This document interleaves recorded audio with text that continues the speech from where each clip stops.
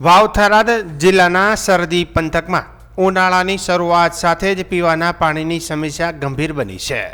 ધણીધર તાલુકાના રાછણા ગામમાં છેલ્લા 5 દિવસથી પાઇપલાઇન મારફતે પાણી સપ્લાય સંપૂર્ણ બંધ થઈ ગયો છે, જેના કારણે ગ્રામજનો ત્રાહિમામ પોકારી ઉઠ્યા છે।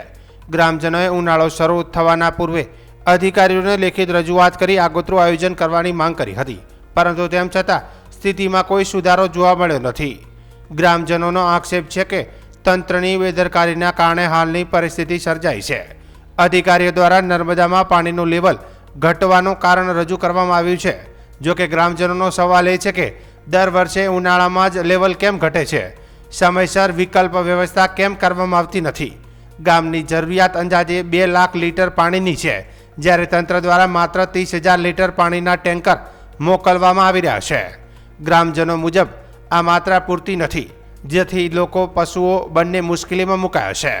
સ્થાનિક લોકો હવે મીડિયા મારફતે તંત્રનું ધ્યાન ખેંચી રહ્યા છે અને તાત્કાલિક નિયમિત પાણી પુરવઠાની માંગ કરી રહ્યા છે।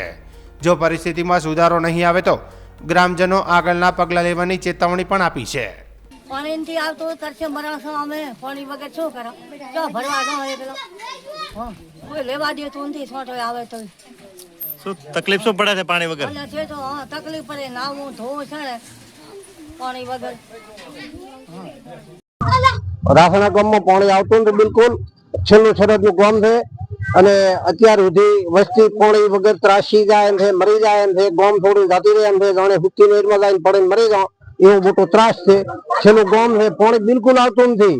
આ 8 દાડા છે મને ના આયા ને હું કોક કલ બે કહું બામ જોતો ગામમાં લગન પ્રસંગ હતો, ગામમાં જોતો મને સેટો બેસે તો કે તું ભાઈ નાયા વગેરે આવ્યો છે, પણ સાડે ના હું મારા કને પાણી હોય તો હું ના આવું, ઘરે તો બૈરો બોલે છે।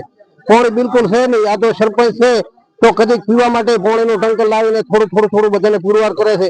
જો ટોકામાં પાણી આવશે તો વસ્તી જીવી છે, નકા બિલકુલ જીવી છે નહીં। મહેરબાની કરી અને સાહેબ તમે વિનંતી છે કે ટોકે પાણી ચાલુ કરો તો બધાને થોડું ભાગમાં પાણી આવે।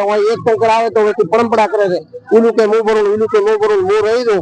તો હવે અમે બિલકુલ ગરીબ માણસ ચોગા પાણી પીવા માટે મહેરબાની કરી અને રાસણા ગામમાં પાણી છોડવા માટે ખૂબ સાહેબને નમ્ર વિનંતી કરી અને સાહેબ અમને પાણી છોડો અને મીડિયા વાળા સાહેબ અને આ સરપંચ આ થોડું પાણી છોડાવે છે અને આ સાહેબ અમને તમે જોશો મળે તો તમને ખબર પડશે કે આ બોલે હાસો માણસ છે, ખોટો નથી। મહેરબાની કરીને પાણી છોડો એટલા માટે તમને ખૂબ ખૂબ ધન્યવાદ।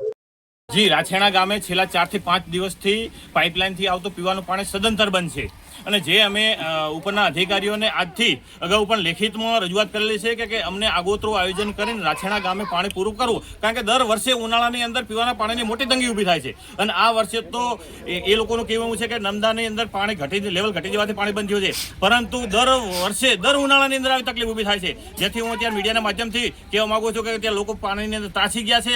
પાણી તાત્કાલિક જેટલું બનેલું તાત્કાલિક પાણીની લાઇનથી પાણી આપવામાં આવે અને ટેન્કરથી પૂરું પડે એમ જ નથી। જ્યાં 2 લાખ લીટરની જરૂર છે ત્યાં આગળ 30,000 લીટર પાણી આપવામાં આવે છે, જેથી અત્યારે મીડિયાના માધ્યમથી હું કહું છું કે તાત્કાલિક ઘટતી કરવા કાર્યવાહી કરવામાં આવે।